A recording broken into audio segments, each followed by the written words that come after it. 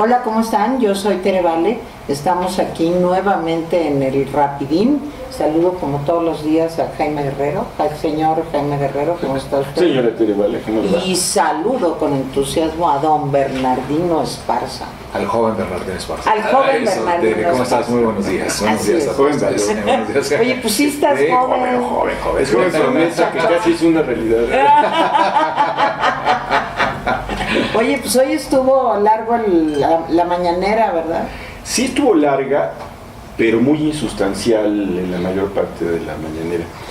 Y fíjate que le está pasando al presidente que anuncia una o dos cosas más o menos relevantes y que el resto del tiempo se la pasa contestando preguntas, a veces parecen fuera de lugar.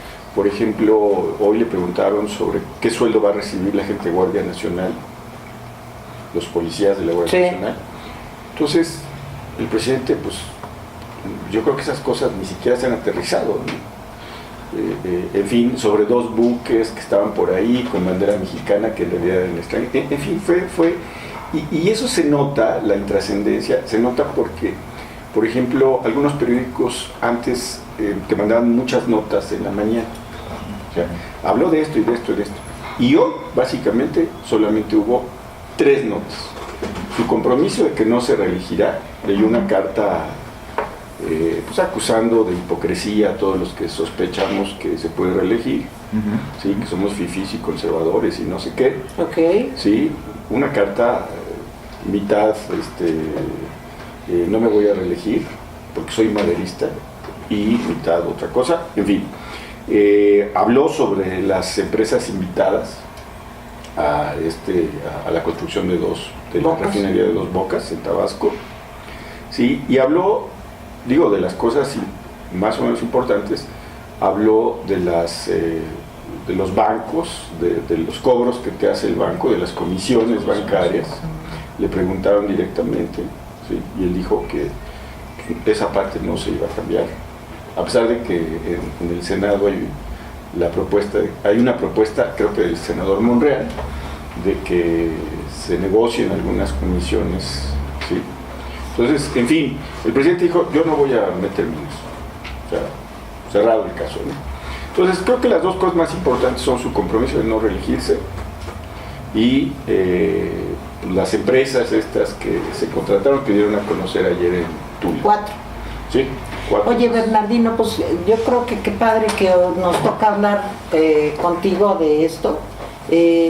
¿Legalmente tiene algún valor el compromiso del presidente? No, ninguno. Yo creo que simplemente es un compromiso moral, por decirlo así de esta manera, pero legalmente no. Y hay que dejarlo muy claro.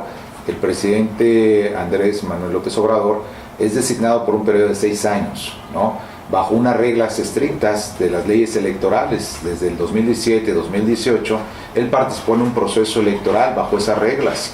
Él juró, que es bien importantísimo, el día que jura el 1 de diciembre ante la Constitución Política de los Estados Unidos Mexicanos, respetar esas leyes, esas reglas por las cuales tuvo la mayoría el 1 de julio del 2018, 30 millones de personas alrededor votaron por él. Entonces, bajo esas reglas él tiene que participar y tiene que dejar de ser presidente en el 2024, nada más.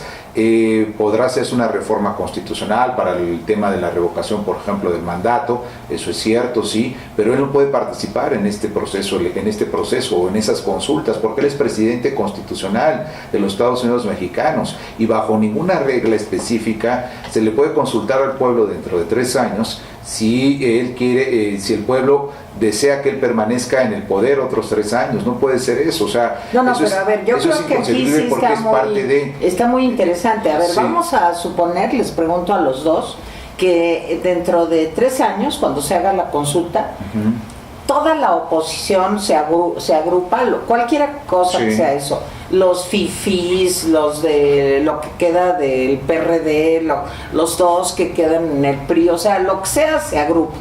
Y entonces gana la revocación, o sea, no queremos que siga 3 años más. ¿Eso es legal? No, tampoco sería legal, porque sigo insistiendo, él ha sido designado por un periodo de 6 años. Si el pueblo, la mayor parte del pueblo dice, no te queremos más, señor presidente, en este momento, pues indiscutiblemente no va a poder darse esa voluntad, porque él fue designado por un periodo de 6 años. La carta del presidente de hoy sí dice que si el pueblo lo rechaza en esta revocación de mandato, ¿se va? Se va. Pero entonces, legalmente, ¿cómo se va? O sea, esa es mi pregunta. No se puede ir. Sí, se puede ir. Él podrá irse por cuestiones graves, ¿no? De salud. De salud, en su caso, inclusive, pues, el fallecimiento también como tal, ¿no? Porque eso es parte de la vida natural en ese sentido, pero lo cierto es que no podría en un momento determinado dejar de ser presidente, porque imagínate, no habría la legitimidad que le dio el Tribunal Electoral en un momento determinado, ¿no? La legitimidad que le dio el pueblo en su momento, los 30 millones de personas que votaron a favor de él, la legitimidad que dio el contar los votos a través del Instituto Nacional Electoral, el dar el resultado el Tribunal Electoral, el dar una constancia de validez por parte del presidente electo del Tribunal Electoral, el preparar un plan de gobierno, es decir, todo se vendría hacia abajo, y a mí lo que me preocupa es que hay unas leyes, hay un Estado de Derecho, y sobre esas bases tiene pero a ver, de acuerdo a esto, Jaime, si hay un referéndum, lo organiza el Instituto Nacional Electoral, cumple con todos los requisitos de que vote, no sé exactamente qué porcentaje de la población, pero el porcentaje adecuado, o sea, no es una encuesta patito como la de Texcoco, es de a de veras, y resulta que sale que se vaya, entonces, ¿qué vale más? Ese referéndum, esa consulta, ¿se vuelve vinculatoria o no?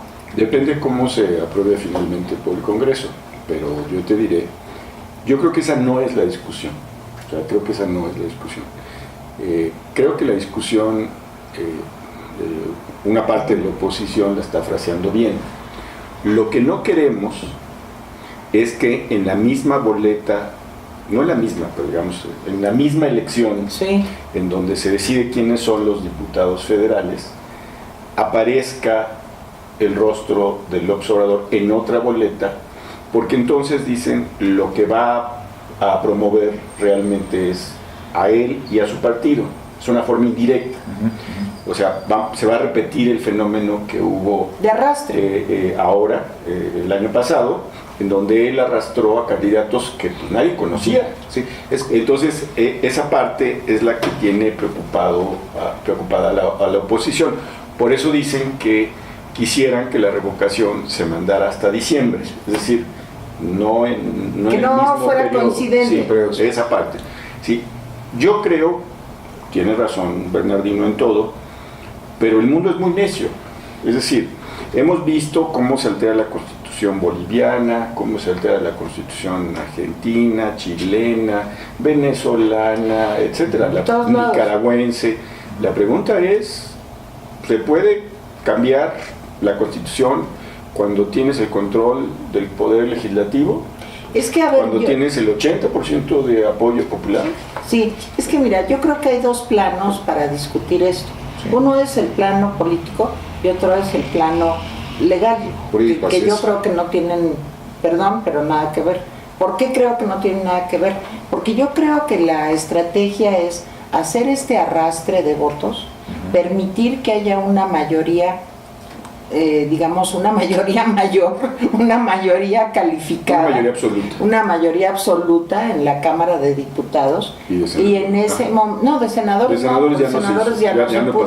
Bueno, pero quién sabe, porque las cooptaciones sí, pueden... Claro, pero digamos que en el proceso electoral de 2021 se trataría de que hubiera una mayoría absoluta en la Cámara de Diputados y esto se logra a través del arrastre del presidente, de su popularidad y luego, claro, estoy especulando, cambiar la Constitución y entonces ahí sí, Bernardino, pues no me dirás que no, o sea, sí podría esa mayoría cambiar la Constitución y hacer que hubiera una o dos o tres reelecciones, no sé, o sea, eso ya se discutiría, sí, pero lo primero es tener esa mayoría. Pero necesito algo, te voy a decir algún tecnicismo jurídico, hablando desde el punto jurídico.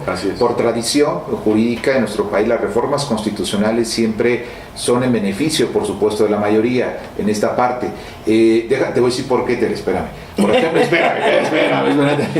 Porque, por ejemplo, la reforma constitucional de 2008 en juicios orales tardó 8 años en entrar en aplicación, claro. Y sería en beneficio, por supuesto, hasta del 2016, por ejemplo. En este caso, revocación del mandato, y si quieres cambiar lo que es la reelección en su momento para presidente de la República, tendría que ser hasta el 2024. O sea, independientemente que haya mayoría en el 2021 con la Cámara de Diputados o con la Cámara de Senadores, en su caso, que cambiaran toda la Constitución, etcétera, él ya no podría participar en ese proceso electoral. A menos que cambiara al menos eso. Que podría haber un principio que diga, tendrá que dejar el presidente que deja el 2024 la presidencia, pasar un periodo de 3 años o 6 años para poder participar en el proceso electoral. Eso? Ese sería un ¿Y si principio. No dice pero eso, Jaime? A ver, sí.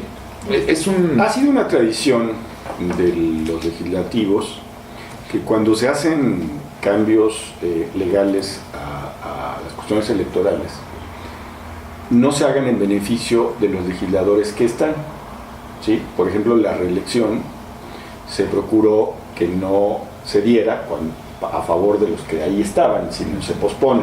Y en general la reelección de los legisladores, sí. No solamente diputados, o la reelección de los alcaldes, etcétera. O sea, en general, todas las reformas electorales tienen ese sentido. No puedes beneficiarte de esto, ¿sí? Que me parece correcto. A mí también. Pero eso es más bien una tradición y no una norma obligatoria. Eso puede cambiar. De hecho, el que se hable de revocación para el 2021 ya implica una violación a esa tradición, porque siendo lógicos, la revocación debería aplicar en el 2027, es decir, para el presidente que hubiese ganado en el 2024, ¿sí? A 2030. Pero el que se haga un cambio de esta magnitud, aparentemente en beneficio del presidente de la República, que tiene el 80%, pues sí me parece que no solamente rompe una tradición legislativa mexicana, sino que enseña la cola de dinosaurio muy rápido. Eso es lo que me parece. Más allá del resultado. Yo no creo, tu sueño guajiro, con todo respeto, de que toda la oposición va a poderle ganar en 2020. No, yo no digo que se junte. Yo lo que digo, no digo que haya la posibilidad de que se junte, pero bueno, es un escenario, también podría pasar. Sí. Ahora, la pregunta, a partir de lo que dice Jaime, y con esto nos despedimos, si les parece bien. No, yo quisiera hablar de las empresas rápidamente. Bueno, nada más pregunto esto rápido. ¿El referéndum está, digamos, debidamente reglamentado en México? No, a nivel constitucional no, por el momento no, a la Constitución Federal no. Y nada más una cosa rápido que quiero decir desde el punto de vista jurídico, es que el presidente de la República no podría participar en una boleta electoral en el 2021, porque en su momento entonces estaría haciendo proselitismo, tendrían que cambiar todas las reglas electorales. No, pero él es el presidente por 6 años, ¿no? Y ese es el gran tema de fondo en un momento determinado. Pero bueno, simplemente la ley lo determina así. Sí. En fin, a ver, sobre las empresas invitadas a Dos Bocas. El presidente hoy me parece que se enredó cuando dijo que una licitación abierta abría la puerta para permitir una participación corrupta. O sea, yo no entiendo cómo una licitación abierta en un gobierno que se precia de ser honesto puede terminar siendo corrupto. La verdad no tiene sentido. O sea, ahí se enredó el presidente y lo que está diciendo no solamente es un contrasentido, ¿sí?, sino que encubre un proceso, pues, que me parece oscuro y falso. Se le preguntó que por qué no había invitado a empresas mexicanas. Otra vez dio un salto, que no confía en las empresas mexicanas. Después de oír su respuesta, pues me queda claro que no confía en las empresas mexicanas, aunque no lo dijo tal cual, ¿sí? La sola asignación de Dos Bocas pues contradice a las calificadoras que dicen no te metas en refinación porque no tienes petróleo suficiente que refinar. Volvió a defender la honestidad, la probidad de las empresas. Esto que voy a leer es una información general. O sea, ya se pusieron a investigar los periódicos sobre las 4 honestas y éticas empresas que van a ser invitadas. Ahí va. La francesa Technip y la norteamericana KBR, que son 2 de las empresas, fueron señaladas por el Departamento de Justicia de los Estados Unidos por su participación en un esquema de sobornos a funcionarios de Nigeria, que durante una década otorgaron diversos contratos de ingeniería.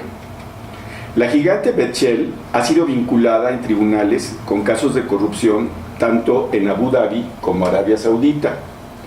Otra es Technip, que nomás para hacerse una idea, así dice, es llamada la Odebrecht Argentina. Perfecto. Directivos de la empresa fueron acusados por los sobornos que pagaron a los gobiernos de Néstor y Cristina Kirchner.